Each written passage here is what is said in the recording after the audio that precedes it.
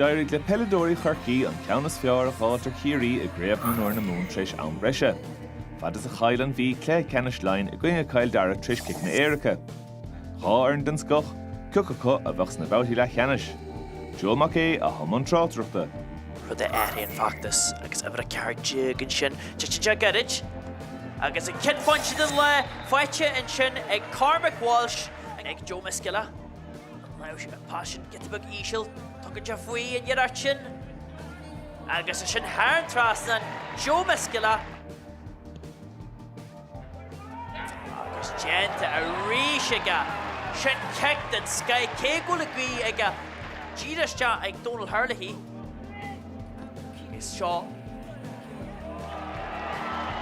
Joe Miscilla caftí na fórne Corcaigh gidí an deasas móta sé dábalta bhaint am has a gaí seo a trasna seo ag Tom Woolley deisir cool agus scóirte pointe ag Tom Woolley an sin an dar na pointe siltlaige bhíiste an seo don breisiú in éon caiúiste ó Eamon O'Connor agus sé Corcaigh le Conrad Murphy a choléí bhaint agus é ompar a léthid an tásaí agus bues sin give it a J sin óna hern with just a cool and jaw. Cool than Sky and chin. Well, óna hern. Well, fi ever or die and chin.